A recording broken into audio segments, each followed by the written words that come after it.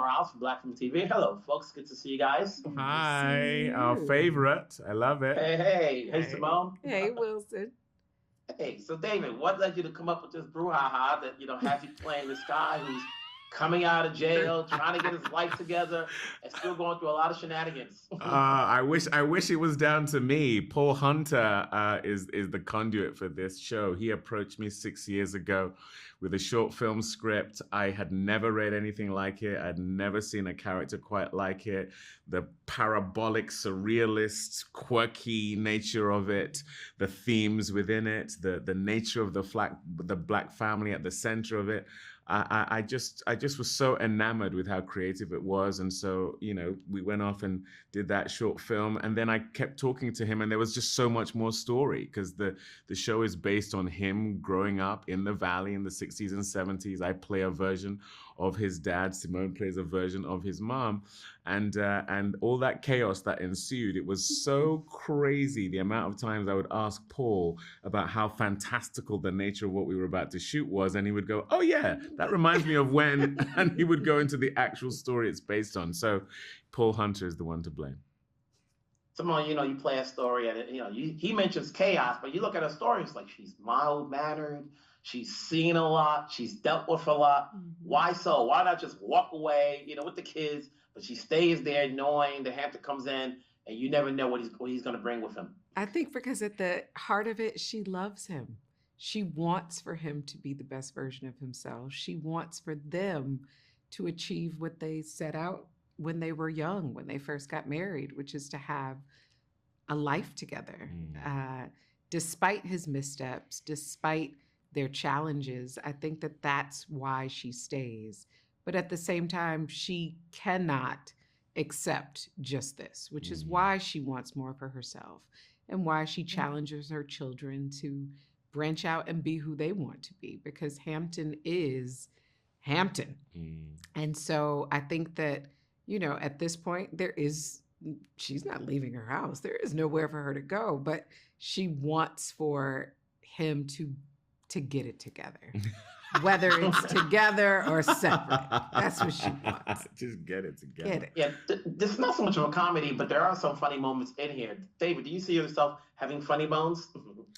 Well, gosh, I'll let you be the judge of that. The thing that I really, the thing I really loved about the show and love about the show is its irreverence. The fact that, it's situational comedy in a sense. We're not sort of running for the laughs, but the circumstances, having a child called Einstein who I dropped on his head when he was a kid and who is now this kind of genius who wants to be a pole vaulter. There's something inherently kind of offbeat about it. And a lot of the comedy in the show comes from that. Hey, you guys have done a good job. It's good to see you guys back on the screen. Keep doing your thing. I'm always here to support. Take care. We'll talk down the road. Bye. Wilson Morales from Black Film TV. Hey, Bokeem, how's it going? Hey, man, how you been? I'm good. How are you? I said, Bokeem, stay working. I'm trying, brother. I'm trying. From Halo to other stuff to now, it's like, listen, no matter what, you got a job. What led you to say yes to taking on this project? Well, initially I said no because... Getting paid like that? That good? Well, it had more to do with the timing, man. They let me know about it on a Thursday, and I would have had to jump on a plane on Friday and gone to work on Monday. And as you know, David Oyelowo suffers no fools. He's one of the best in the game right now. And so it just wasn't enough time for me to prepare, to get ready, to do my thing if I'm going to be working with him. So I declined. And, without even reading the script, I was just like, oh, there's not enough time. They got to find somebody else. Then I read the script. I was on my way to New York that same Thursday. And I read the script on the plane. And I fell in love with the character. And so, I called my agent as soon as I touched ground. And I said, this is unfortunate, man. But, I really love this character. It's a shame we couldn't work it out. And he said, well, oddly enough, I just got off the phone with them and they're willing to give you some more time to prepare. And so it was like I went from unhappy to happy in like 5 seconds. And I was just over the moon. I was just so pumped up, given the opportunity to prepare. Yeah. How would you best describe this character? Bootsy is a free spirit who is on a journey of self-reflection, self-expression. He's very self-absorbed. The only thing he cares about outside of his journey is, the Chambers family. His best friend Hampton and Hampton's family mean a lot to him. Outside of that, he's discovering Bootsy. This is a combat veteran who, has killed people, who has been wounded, who's seen people he cared about killed. And he's also a Black man in the late 60s who's dealing with the fact that he lives in a nation that is marginalizing his worth and doesn't necessarily want to see him as a man, the man he knows he is. And so he's decided to deal with all of the pain and the angst behind those separate but similar factors by letting it pass through him and not letting it sit in him. So he made a decision at one point that I'm not going to let these things turn me into a bitter man. I'm going to reflect upon this almost from a distance, and I'm just going to live my life in a free flowing manner. And that's how he goes about his day. Yeah. So serious.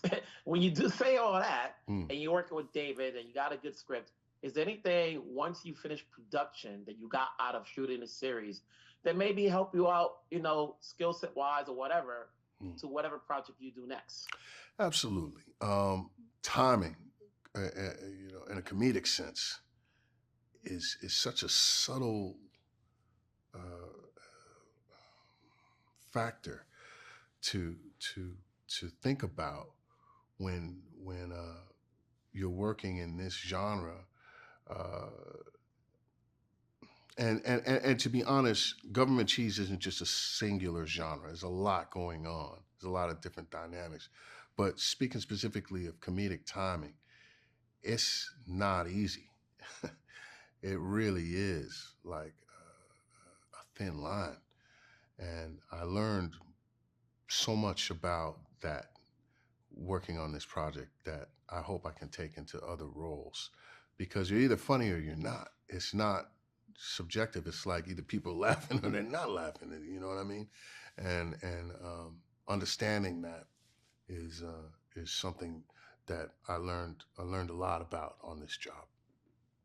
Listen, congrats on the role. Obviously, you always continue to do well. Congrats on the series. I'm sure I'll see you down the road, wherever it may be. We'll talk later. Yeah. Take care. Wilson Morales from Black Film and TV. How's it going, guys? Good. How you doing? Good, Wilson. And now both of you are playing totally different in terms of as brothers. You're totally opposite from each other when we see you on screen. What led you to take the roles in the first place, Jahi? What led me to take the role? Well, actually, initially I read for Einstein's character, which is so funny to think about now. Me playing a 6'3", like a 5'7" version of Evan. You know what I'm saying? But I read for Harrison, and that is, I got him immediately, because he was intelligent, but it was sort of all blended in with this sort of cynicism and this curiosity and about other people and cultures outside of his own, which I thought was really interesting, especially for a young Black man, a Black teenager. And we don't see enough of those kinds of characters on screen. So I was really excited about the opportunity to play him. Evan? Yeah, what led me to the role, I mean, I need work. So I just, I just sent in a tape, and I don't think I knew what was in front of me at the time because there was no script attached. It was just this scene. It was very, it's Einstein's vibe. So I was a little like, what are we doing here? I didn't know the tone of it at all. So I sent in a tape, and once I had booked it and they started sending me scripts, I was like, oh my goodness, I couldn't have stumbled upon like a greater piece of writing. So it was just insane to read it all and see Einstein's story. And yeah, I was so eager to get into it. It was really cool. I always say that whenever anybody takes a role, there's got to be a little bit of themselves that they see in a character. How do you relate to the character you're playing, even though it's set in, you know, late 60s and in a different time zone? Mm-hmm.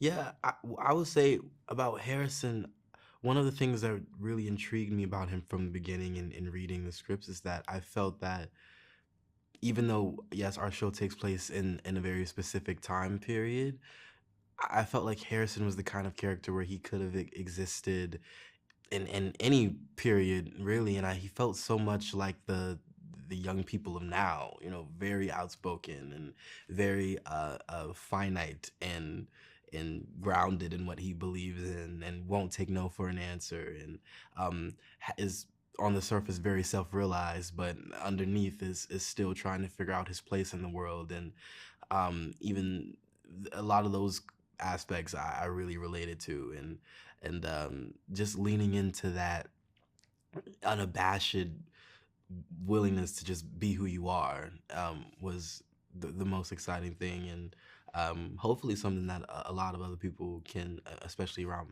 our age, can identify with. Yeah. I don't know if I related too much to Einstein, but one thing I noticed was, yeah, I guess the amount of grace that he gives his father. I think he kind of, I don't know, I think he thinks, you know, he knows this is his parents' first life too, and they're trying their best. And I feel like in my own personal life, I feel in a way that I try to give people as much grace as possible, and try to, I don't know, I think be optimistic about these types of things. So I think that was something that I pulled from his character that I thought was really cool. Were you, Jahi, were you as rebellious as Harrison at the same age? Oh God, well, it wasn't that long. I feel like I'm just now starting to be rebellious. I was not rebellious. I was very sort of sheltered, and I was more scared of my mom and my dad than I was of, you know, the popo or getting and anything else. So I was not about to do nothing like that. I was sort of lame, but you know, I was just, you know, very weary of getting in trouble. Now I can get in a little trouble and still not lose myself, you know. So good trouble is what I like to call it. Good trouble. Very quickly, Evan, you're the new kid on the block. You know, when people ask what's government cheese about, what's the quickest way to say, come see the show because? I think see it because it's going to be a very refreshing look on the Black experience. I think it'll be shown in a light that people will appreciate, and I think it'll inspire a lot of people. I think the show itself is, a lot of it's not settling and trying to, you know, push further than what's expected of you, I think. So I think people will take that into their own lives and hopefully not settle and feel inspired to do more or push for further things.